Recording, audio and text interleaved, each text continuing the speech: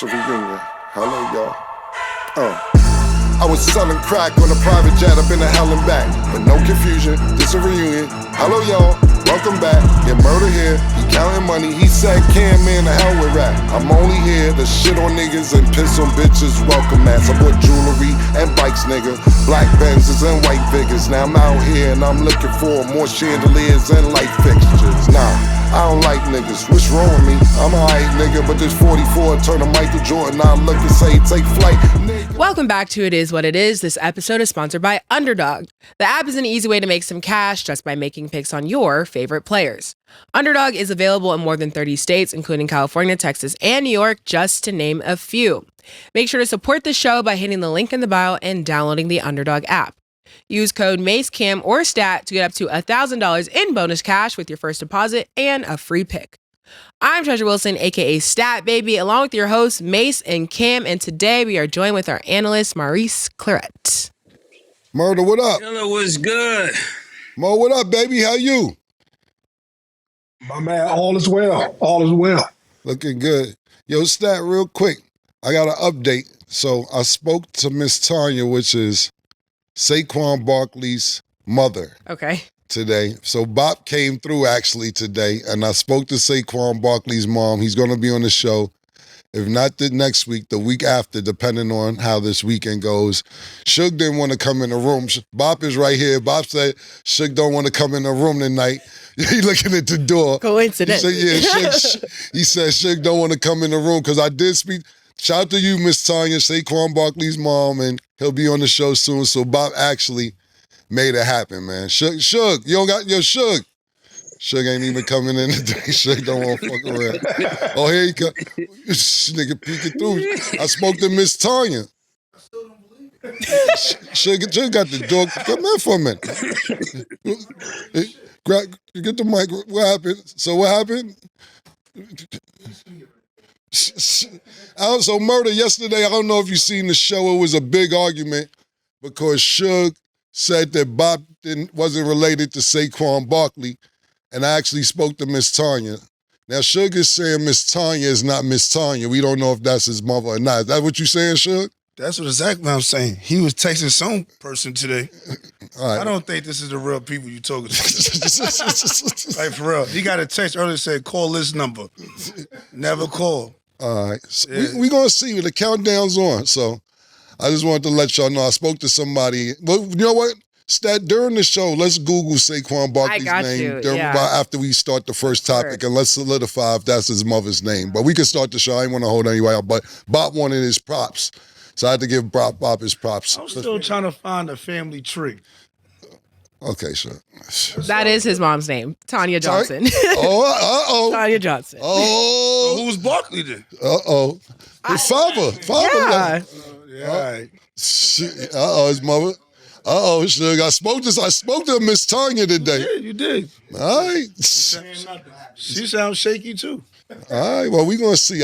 So far, Bob is up. Moving the goalpost. Yeah, Suge definitely moving the goalpost. Murder just said you moving the goalpost. Yeah.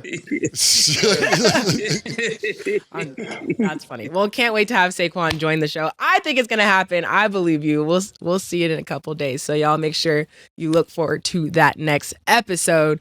But today we're actually going to get started with the Warriors and Draymond. They got a lot of back and forth going on. So when talking about his Warriors teammates, Jordan Poole said, "I love the guys over there. I love most of the guys over there." Then Draymond replied and said, "I really am sorry." He then further explained on his podcast and said, "I responded because it's been 3 years, like, let's move on. I really am sorry." That statement was kind of like it was looking for some sympathy, kind of keep wanting me to make me out as the bad guy. Move on, bro. It is what it is. I'm sorry. I shouldn't have punched him, but it happened. Let's move on. So Maurice, gonna let you go first. What do you think of the exchanges between Draymond? I'm not really gonna say it's an exchange because it's mainly Draymond speaking, but what do you think of what he had to say about the situation to this day?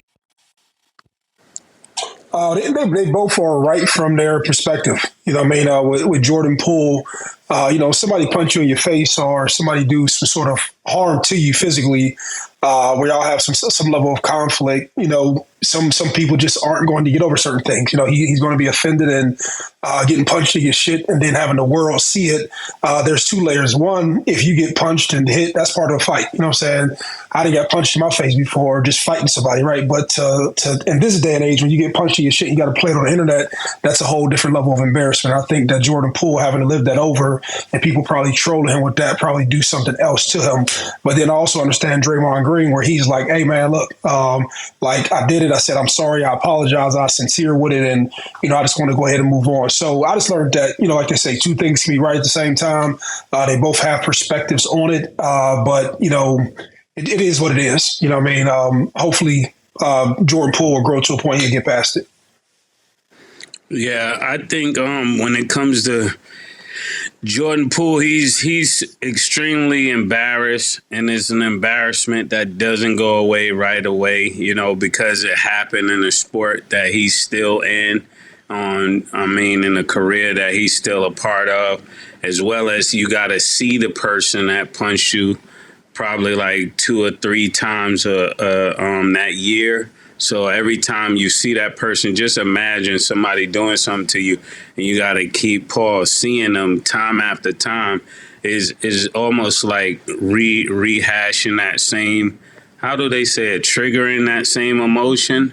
Mm-hmm. And then another thing that's going on here is that I think Draymond, from anybody does this, let's take Draymond out of it. Any person that talked that way is being extremely insensitive to what just happened, because when you harm people, they teach you that in therapy, that in counseling, that you don't decide how long people take to get over something when you're the person that did the wrong to them.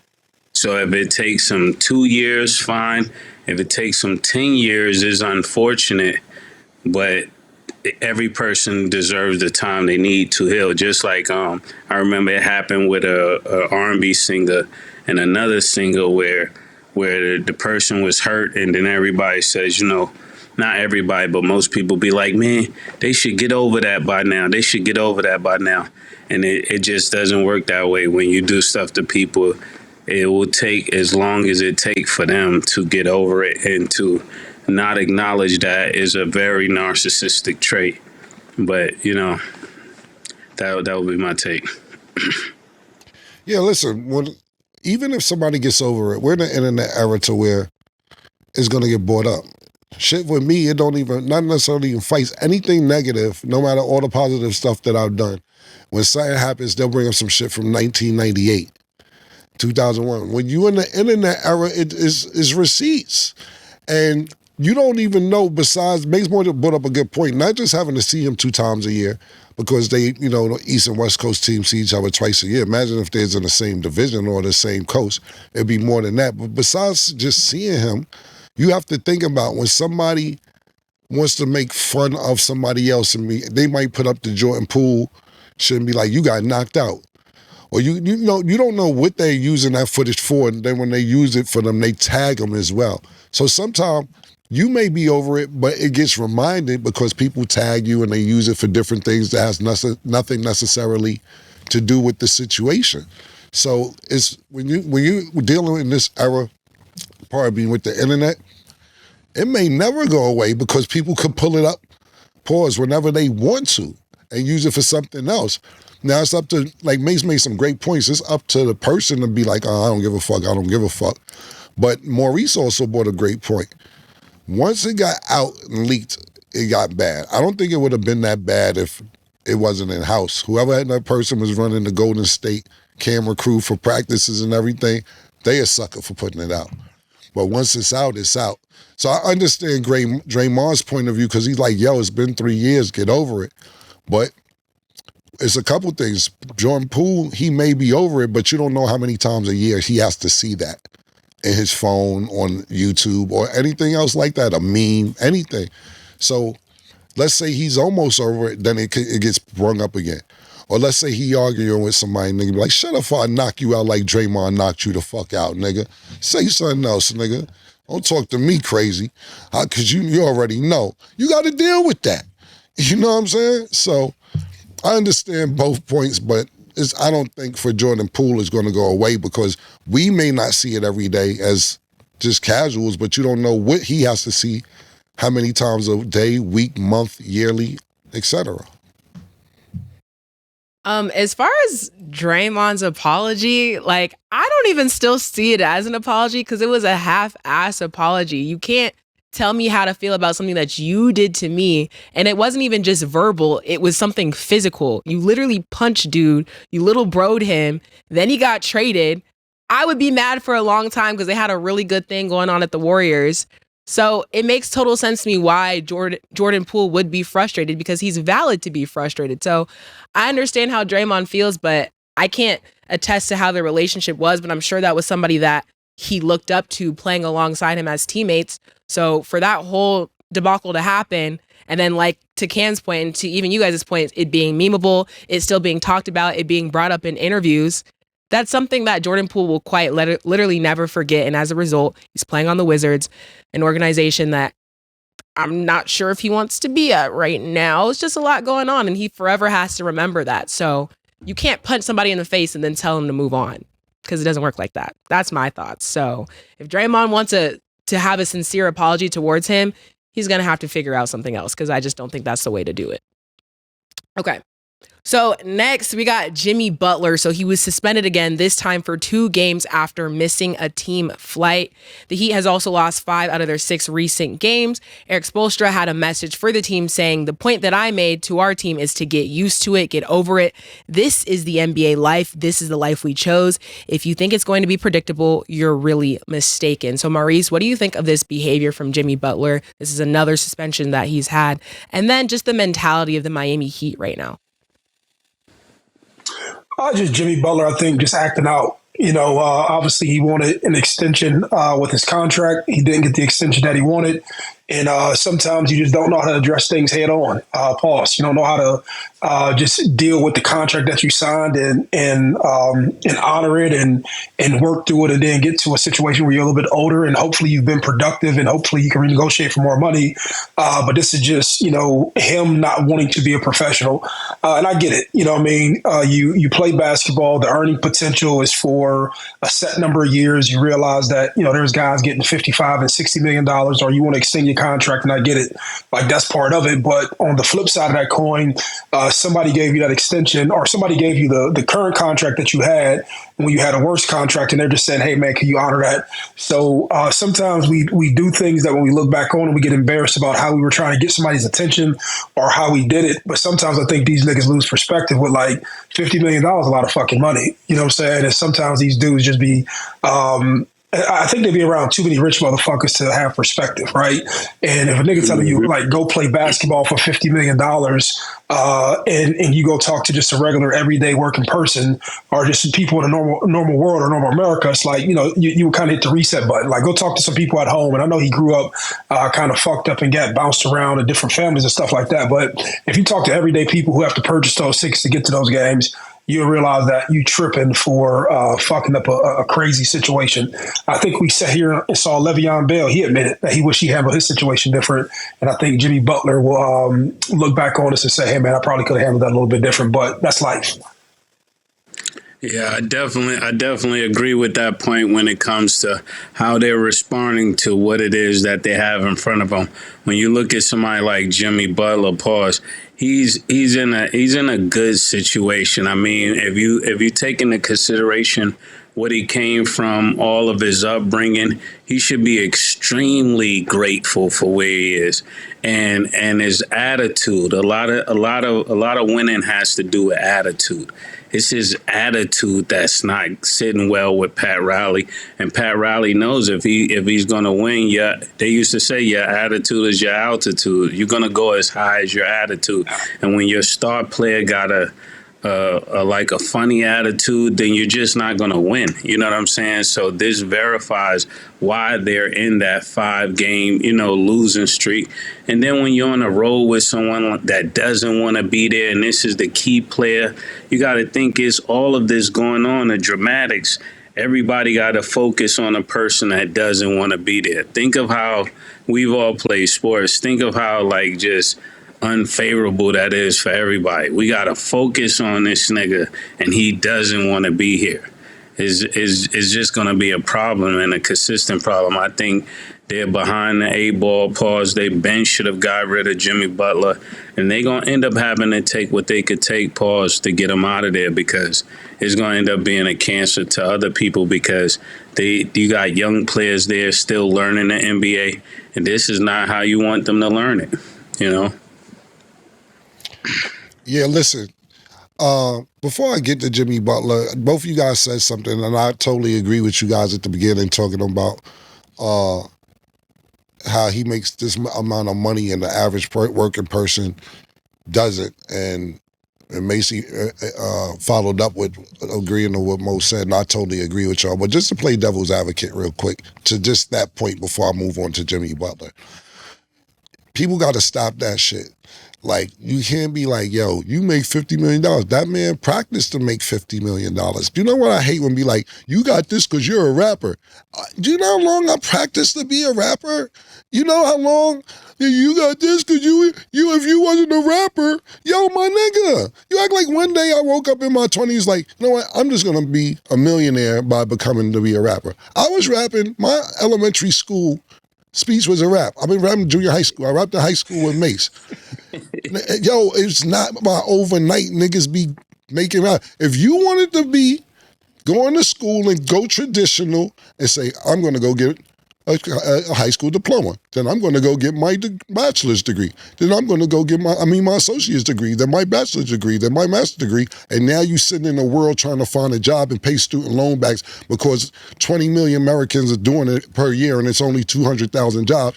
Don't get mad at me because I thought outside the box and I perfected the craft that I was doing. So I don't like that part when people be like, well, he's making this much money, and if he wasn't doing this, then he wouldn't be. Now, it ain't my fault I chose this direction, and thank God that it worked out. So I just want to say that part, even though I totally agree with you guys that it's a lot of money to be playing basketball, and people in the 80s and 90s wasn't making this money that he got. But I just want to speak on that part because people do it to me when I get in arguments. You wouldn't have this if you wasn't in there. You want to go to all your classes. I didn't want to go to all my classes. I want to practice some other shit. So I just wanted to put that out there before I continue. But I do agree with you guys. Yeah. So I totally agree with you. You know what I'm saying? I totally do. You know what I'm saying, no Mo? That's like saying, oh, you. No, Mo, I said no. No, I'm saying no. The reason I think it's dope because you was a star athlete too, and you probably got a little more. No disrespect to the wife and the kids, but you got a little extra girls on the side, little favors at the restaurant where you ain't got to pay, ride around Columbus, do what the fuck you want to do, go to Youngstown Police. No, that's where you get them benefits. Let them do. Yeah, you know what I'm saying? Don't get mad at niggas because they, you know what I'm saying? That shit come with it. Niggas get mad at you because that's the career path that you chose. You ain't be doing nothing if you wasn't. Right. You know what I'm saying? Well, let me say this. Go ahead. Everybody got to put their 10,000 hours in. So pause. What you chose to put your 10,000 hours into made you millions, made me millions, made Mo millions. You know, so that's just where it's at. Go ahead, Mo. I didn't mean to cut you off. No, so I might have blurred 2 points. So the first point I was making was that you signed a contract with somebody, like honor the contract, you making $50 million a year, right? And then I was saying, like, from another perspective, like, okay, so if we sign an agreement, you have to honor the agreement. That's right. That's the Miami Heat's argument. The second part of that is saying that $50 million, like we're talking about $50 million. Like sometimes dudes talk about large sums of money as if like it's like $20. You know what I'm saying? I remember back when Michael Jordan had made, for that 1 year, he had made $38 million, and people like lost their mind that, you know, he had made that at the end of his career after he had done so much. And then when you think about $50 million, man, I just be like, man, I see regular everyday people. Like sometimes I think we lose perspective on money, and sometimes dudes talk about large sums of money. So I wasn't saying that he doesn't deserve that, but I probably blurred 2 points when I was talking. No, like I said, use pocket watching. Use pocket watching. Like I said, to be honest, I totally agree with you. I just want to play devil's advocate to the point because I agree with both of what y'all said, but I go through that sometimes. Sometimes I'll go to my old neighborhood and they be like, Kim, what are you doing here? And I'll be like, Nigga, I grew up in this. Fuck you talking about? Oh shit, like yo. But this is what I'm trying to say. They niggas, because you practice your craft, and I know I'm not an athlete, but it's still you still get labeled like you because you're famous, or actor, or whatever. You're successful in this entertainment field.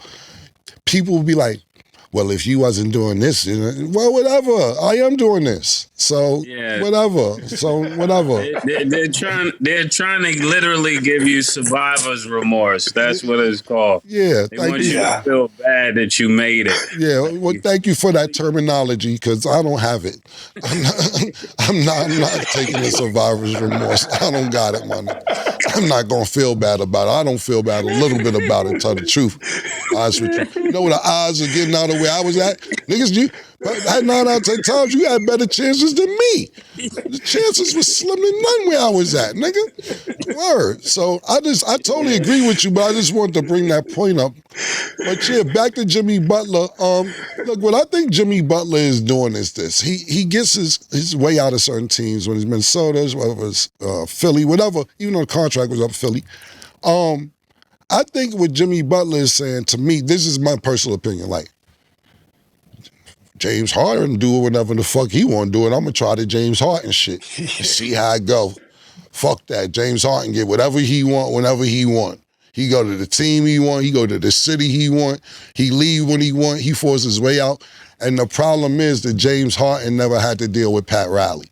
And when you're dealing with Pat Riley's just not going to budge. Jimmy Butler's on the last year of his contract with a $50 million plus option for next season. And he'll probably opt out because he doesn't want to be there. And another $50-something million is not bad.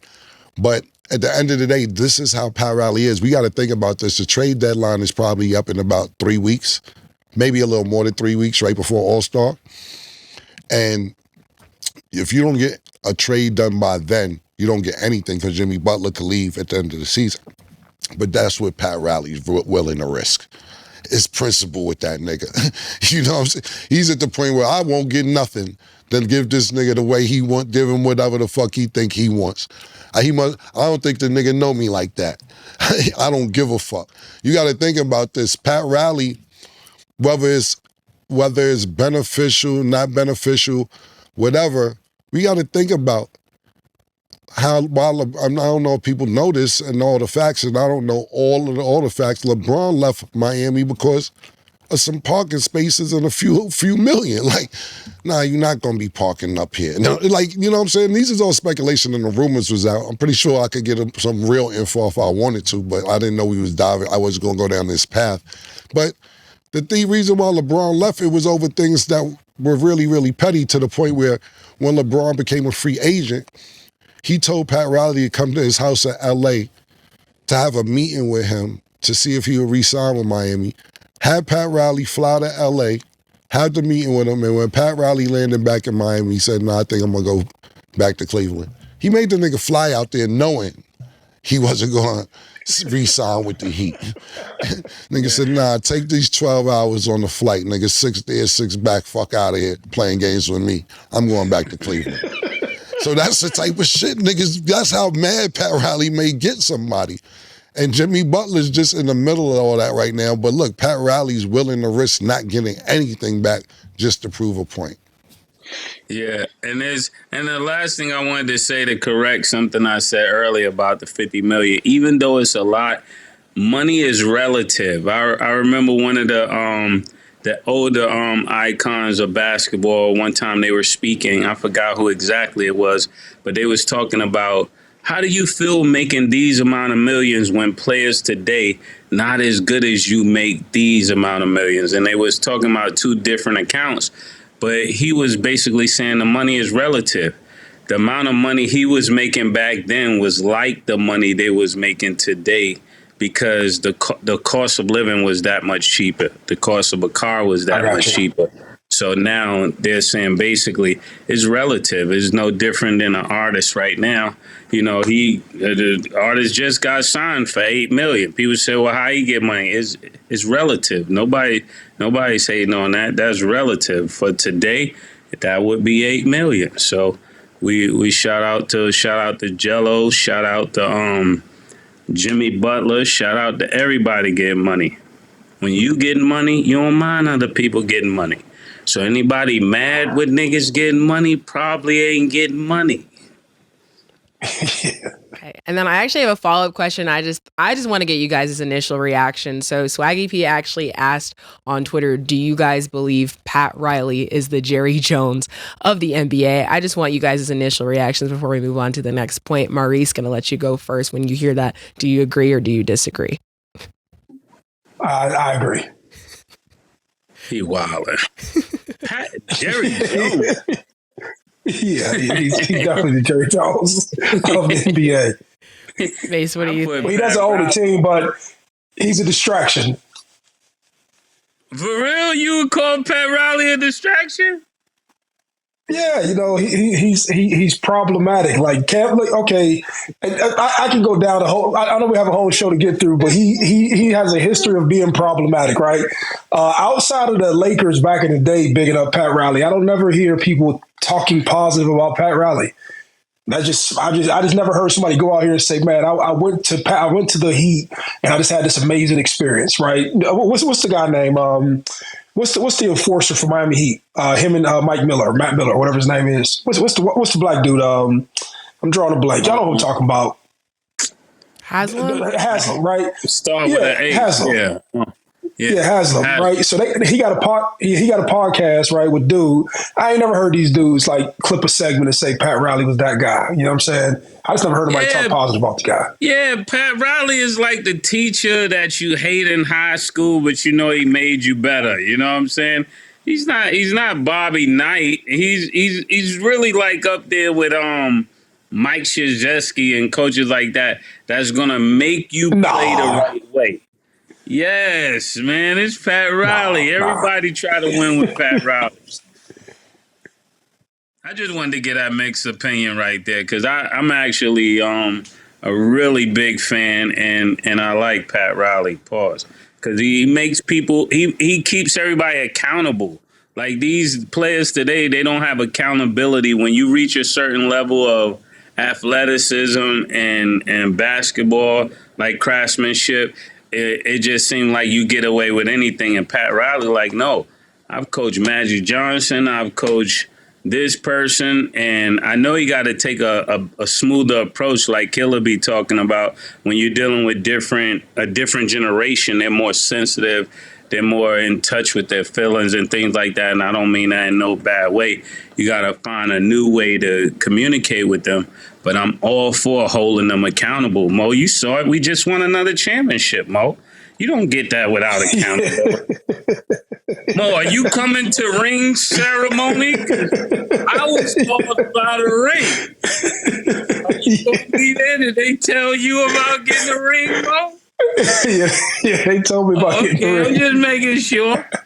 I ain't mean nothing by that, Cam. They just called me and told me this. I already got my video, mate. She wasn't here the day that Coach Day sent me my video. I actually have a video as well. I didn't post it yet. And the thing about it is this, Murder, is that I'm not going to get into what I want to get into, but I'm loved around the school, around the campus for other things that I used to do. I wasn't necessarily on the field, but I was in the field.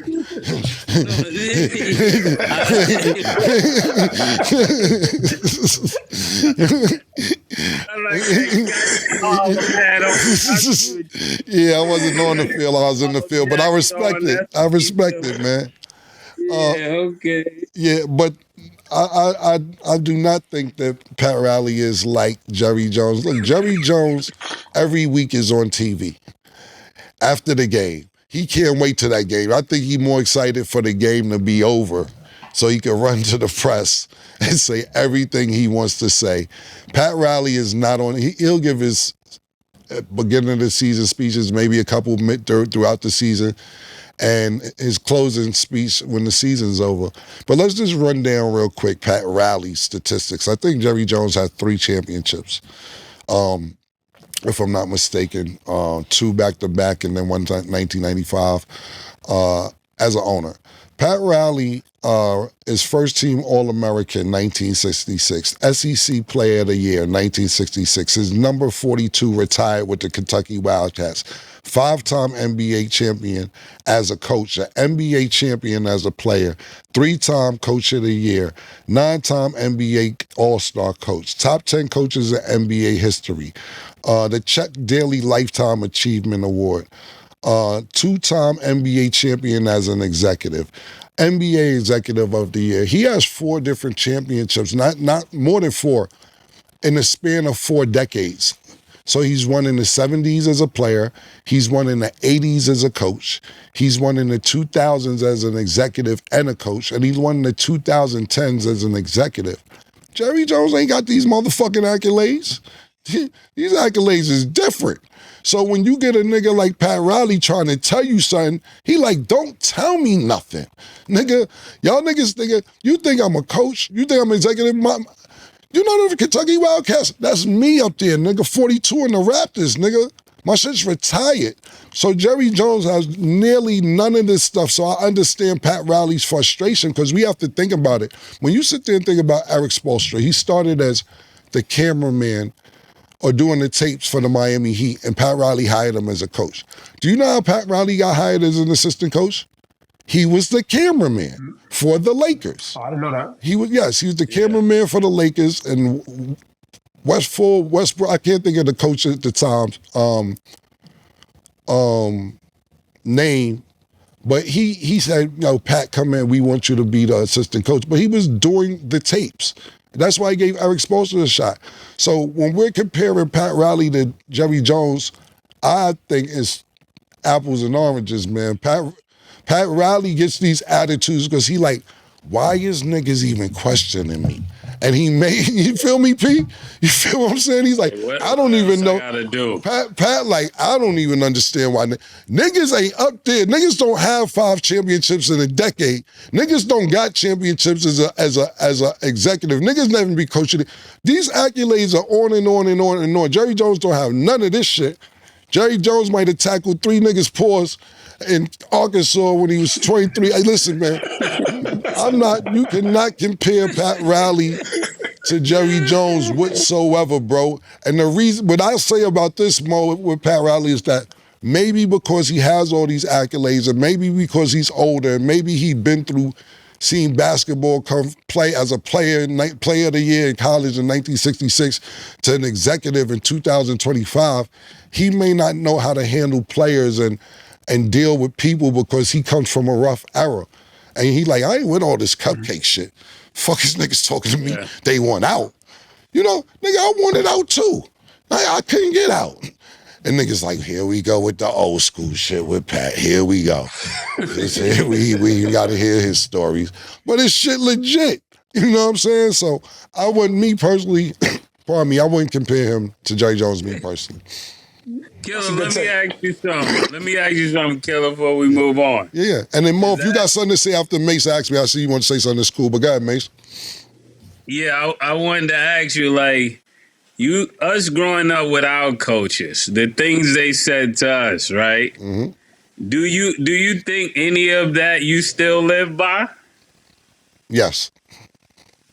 That's what I wanted to say. Yeah, even though we hated them niggas talking, a lot of what they said is what made us successful.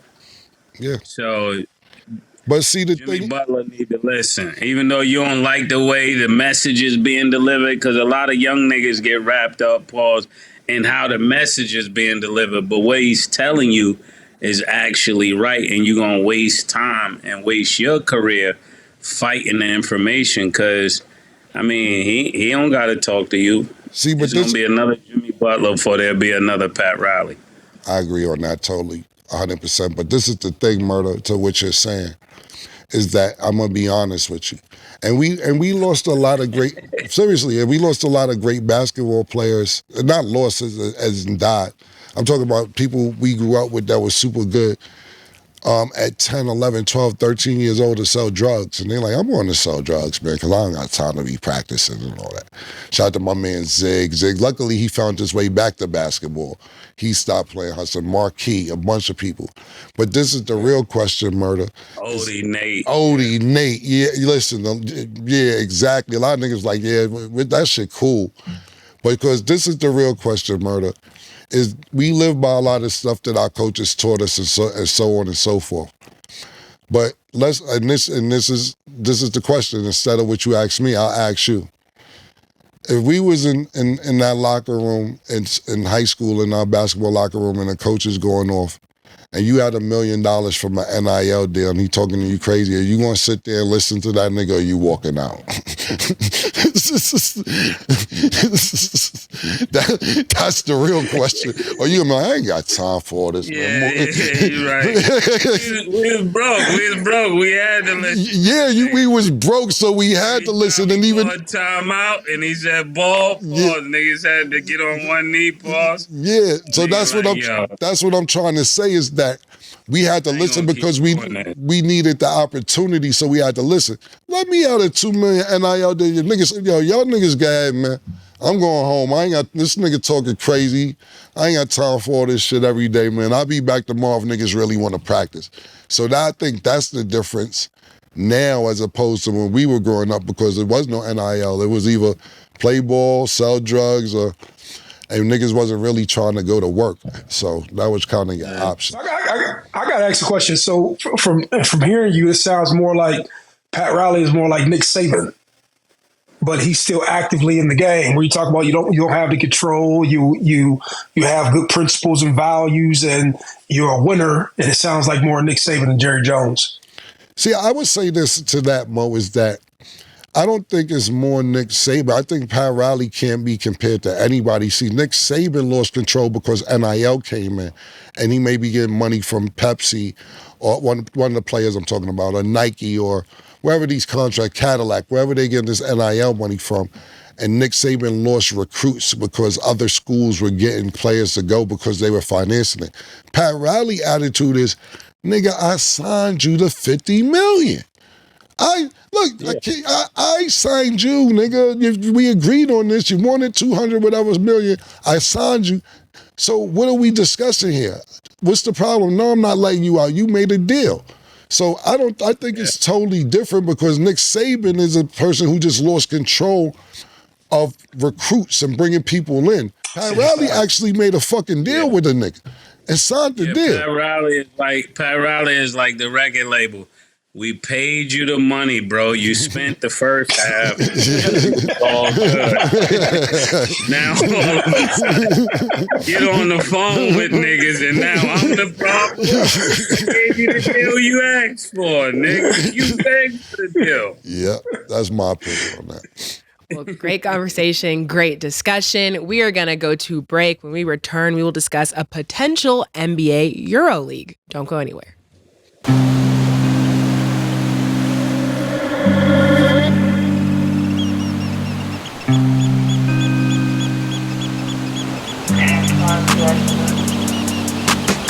She called this thing about toxic. 4 years and counting. Got you feeling like an option. Maybe I'm my own problem, babe. She tired of hearing I don't know. What's stubborn in me won't fall. Dealing with this thing called trust. But she really thinking about it. She wanna be free. Why am I here this woman wanna be free? Hell, I don't wanna see her walk away. I wish somebody told me the rules. Disagreements let her win, and it's cool. Even when I'm right. Welcome back. Now let's get into our Underdog picks of the day. Tonight, the Blazers will play the Hornets. Underdog has LaMelo Ball at 47.5 points, rebounds, and assists. Do you have him higher or lower, Mase? That's an interesting one. He should be right there. I'm gonna go the Blazers higher. He been playing remarkable for real. Yeah, I'm gonna go higher too. I'm intrigued about this matchup against him and Simons. Though. I do want to see that matchup. Yeah. Miles Bridges is at 7.5 rebounds. Do you have him higher or lower, Cam? Higher. Bridges, how many? 7.5 rebounds. Yeah, higher. Okay, and DeAndre Ayton is at 14.5 points. Do you have him higher or lower, Mase?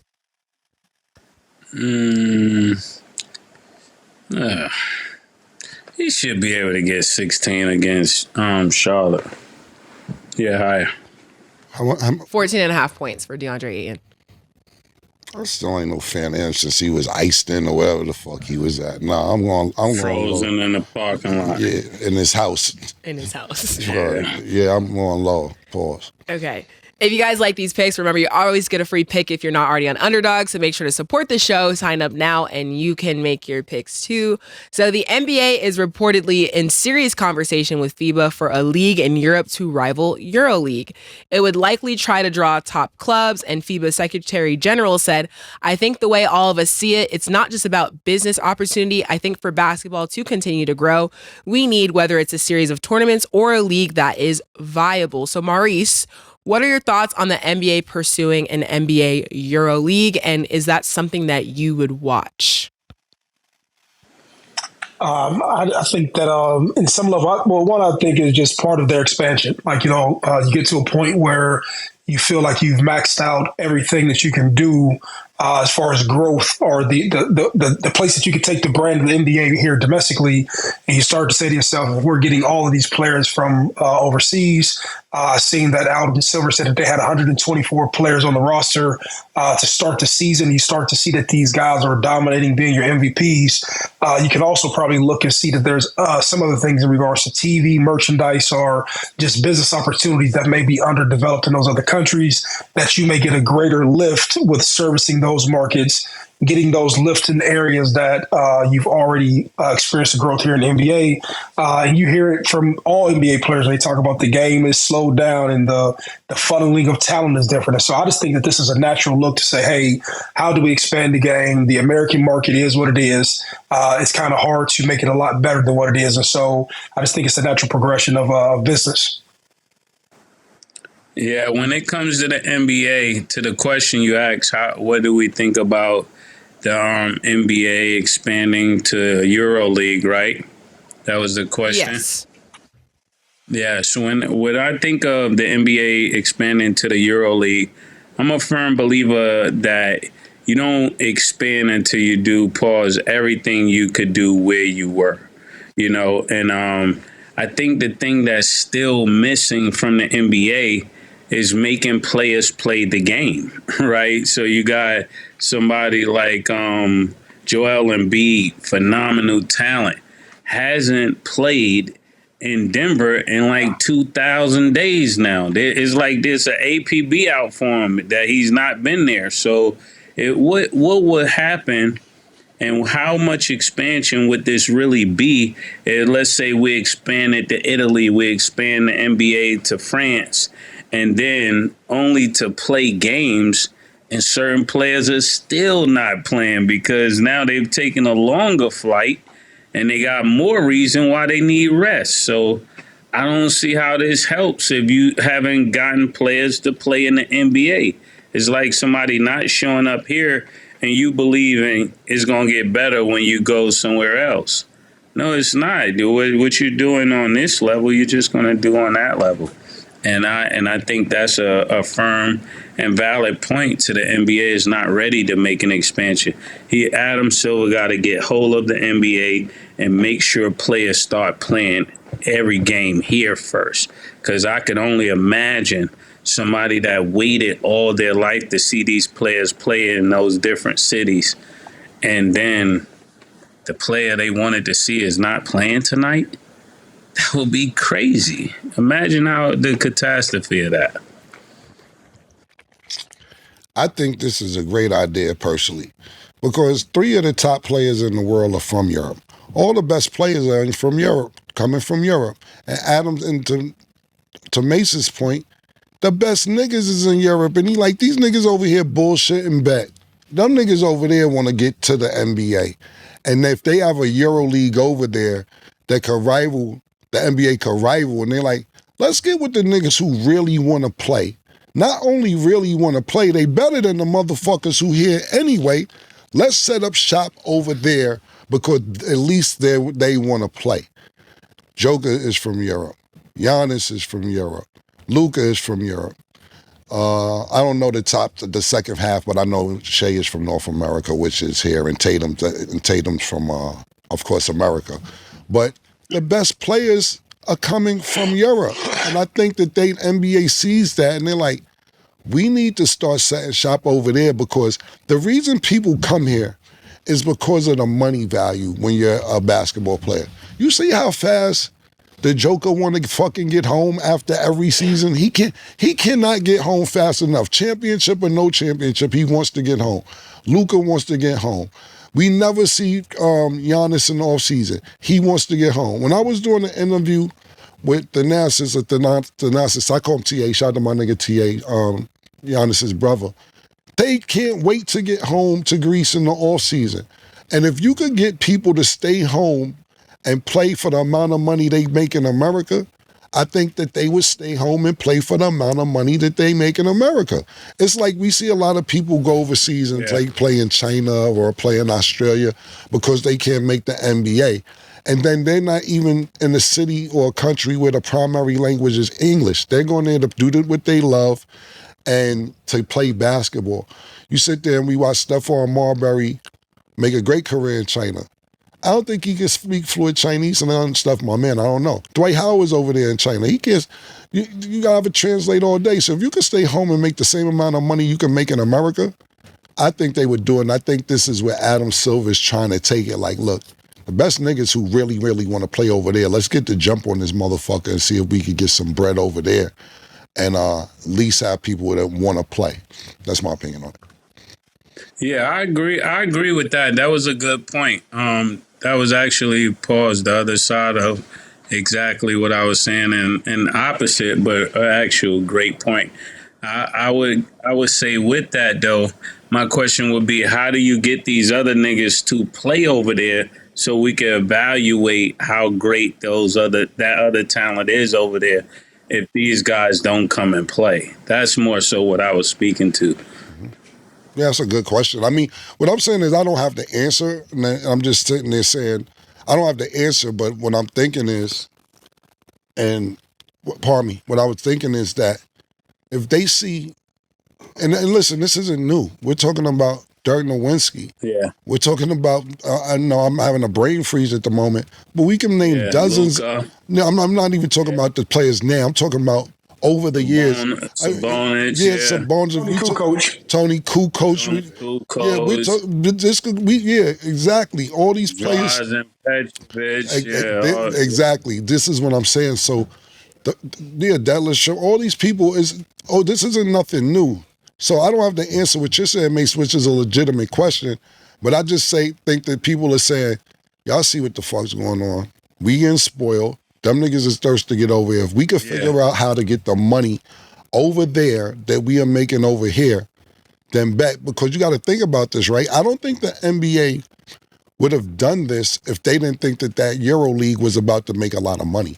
They like, yo, look, they're like, yo, this America's taking all of our players, so I think we have the best players. Let's figure out how to get the sponsorship, the TV dollars, whatever it is, to keep our players home.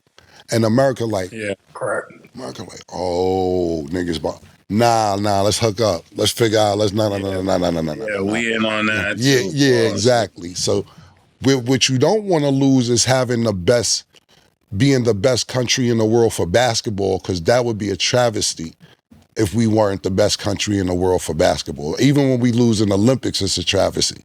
Niggas is like, oh my God, we lost, we ain't shit. So imagine not being the best league in the world, and then what that equals out to in the long run is losing dollars.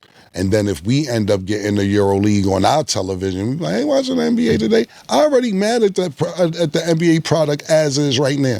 I'm disgusted with the whole NBA as a product at the moment. like you said, Mase, we don't know who's playing tonight. We don't know who's hurt. We don't know who's on load management pause. We don't know what the fuck is going on. I turned the TV on, Bronny came in. Bronny back from the G League? What the fuck going on? This shit is a mess.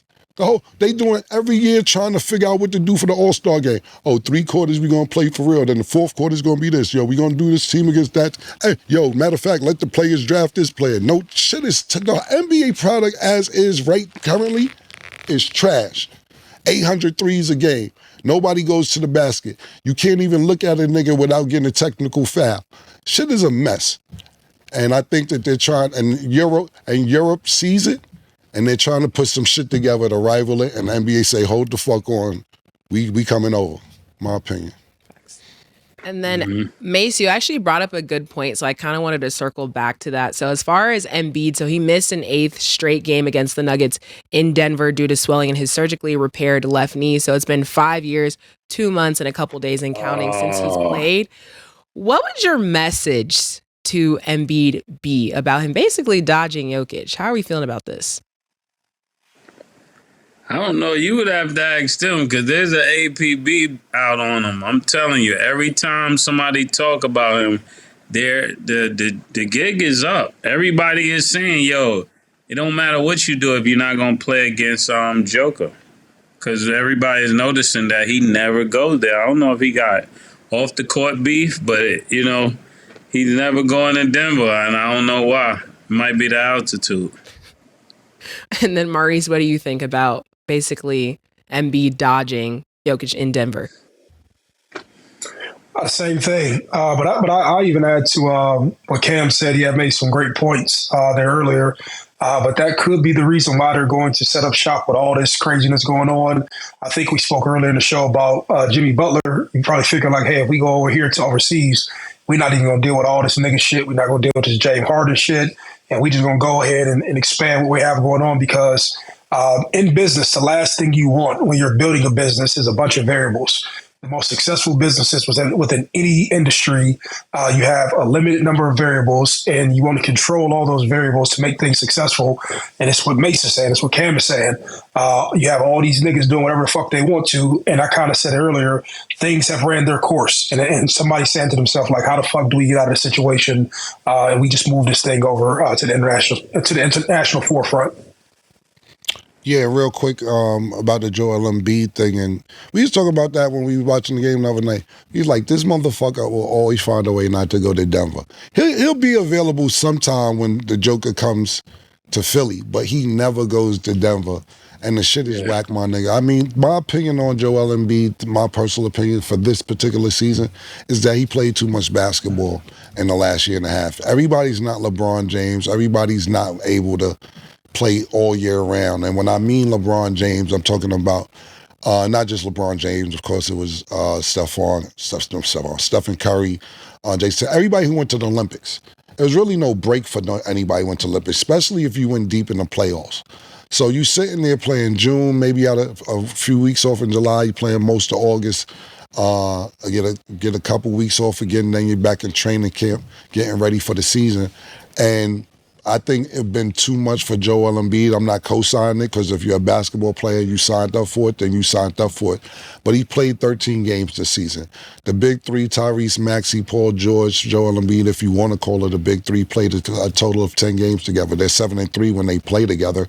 But at the end of the day, I would be pissed off as an owner, as a GM, and also as a coach because you can't get any continuity when you don't have your star players. And then the record speaks for itself when you're talking about the Philadelphia 76ers. Luckily that the Eagles are doing good to cover up what the fuck is going on over there with the basketball organization. But Joel Embiid didn't really have a rest, and he's taking his rest at the wrong time, whether it's a leg injury, whether it's a hip injury, whether it's whatever, pause all that. It doesn't matter because you're a basketball player and you can't take these breaks during the season. If you thought the Olympics was going to be too much for you, it's too much for you. Then he was throwing shot at niggas during the Olympics. Oh, I think people are scared of LeBron, and I don't think this. He was throwing shots at niggas on his own team. I don't know where his mind is at mentally currently right now as far as basketball is related, but it doesn't look like he's very focused at all. Okay. And then let's actually look into the upcoming NFL draft. So we know that the Titans have the first pick. Titans said, we won't pass on a generational talent with the first pick in the draft. So after hearing that, Maurice, going to let you go first. Who do you think right now would be the first pick? I think it's going to be Cam Ward. It's going to be Cam Ward out of Miami. I think that I don't know. I don't know why my gut just tells me it's going to be Cam Ward, but I think that he performed very well.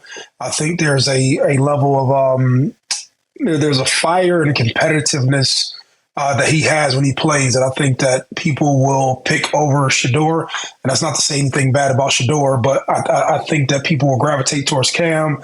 I've seen him lead and corral players with the highlights that I've seen out at Miami. It's not to say Shador didn't do the same thing, but I think that for the Tennessee Titans, taking him in that middle market, I think in Knoxville, I think Cam Ward is the first guy.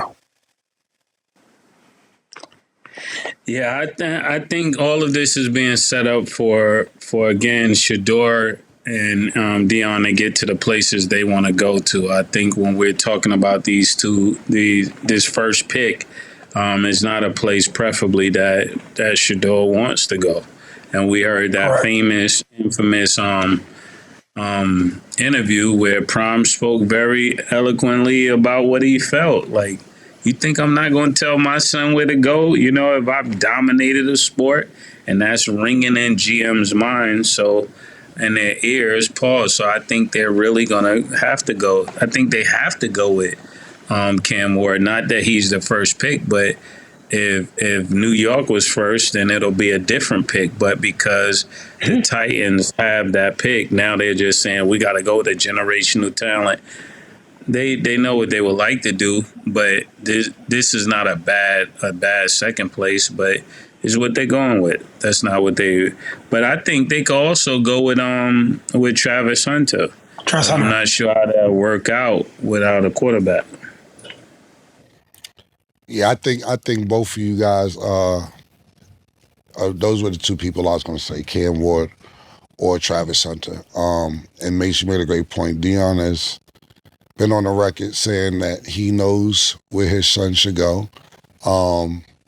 And I don't think who the fuck drafts him if Dion doesn't think. Look, let's be clear. I'm not, and like I said, everybody knows my relationship with. So what I'm saying is not any information that was given to me. But what I'm saying is this: let shit don't go right, and let niggas play games and go to a team or get drafted by a team that they don't think is a good fit. Shador got another COVID year. Shador go back to Colorado again and fuck around and play and make the same amount of money and get more sponsorships and be like, yo, listen, we gonna grab us another $8-9 million while they try and get this shit right. So it isn't like Shador can't go back to college if he doesn't want to. I don't know how that works if once you enter the draft, if you go back. I don't know the absolute rules, but I do know he has another year. Pardon me, Mo? I don't know. The rules may have changed. I'm pretty sure Stack can Google it, but I don't know that. Right, yeah. I was just saying, if possible, Shador got another year eligibility. So wherever it's going to go, I'm not sure where he's going to go. But if I had to pick first, to answer the question, I'm not sure if it's going to be Cam Ward or Travis Hunter, but I believe it'll be one of the two. Okay. And then it's saying that he doesn't have another year of eligibility. Does so it? Yeah. Okay. So and then because the announcements and stuff, but yeah. But y'all never know. Somebody else could trade up. Anything could happen at this point. So yeah, it's going to be Travis, Cam, or Cam Travis, but we know Shador won't be in those first two picks. He ain't going to Cleveland. He's not going to Cleveland, and he doesn't want to be in Tennessee. He don't need to be in Memphis right now. No. My opinion is Shador's going to end up either in New York or Vegas because let's just say, those are the two. And looking at some mock drafts earlier this week, and things are always subject to change. They had Travis going number 1, then the New York Giants getting Cam Ward, and the Raiders at the number 6 pick with Shador. But those are changing week to week, hour to hour, actually. So we don't know, and I don't know for a fact, but I just think that he's going to end up definitely in New York or with the Raiders. But from what they're saying, mock draft, Cam is going to go to New York, and Shador with the number 6 pick is going to go to the Raiders, and Travis is number 1. Now, Coach Prime, don't get mad at me, because Coach Prime gets mad at me sometime about this shit, talking about stop listening to them motherfuckers. Call me when you want to know some real shit. Sorry, I'm just reading what I wrote on the way to work, Coach. I'll get some more information this time. I don't want to keep calling you every week. I'll call you when it's closer in time, and I'll get some information. But don't kill me tomorrow and later on today, pardon me, because of just what I'm reading. Because Coach would flip the fuck out. I'll be like, why do you keep reading them shits? And I just going on, I got a job to do, Coach. That's it. Yeah. Yeah, Shador just would be better pause in New York or Vegas. I can't see him being in any of those other cities. They don't fit his persona, you know? No. But we'll see. Anything can happen, so you never really know. But that is all the time that we have for today. Mase, glad to have you back. Maurice, always a pleasure to see you. Good seeing everybody, man. Okay. That's all the time that we have for today. See y'all Monday.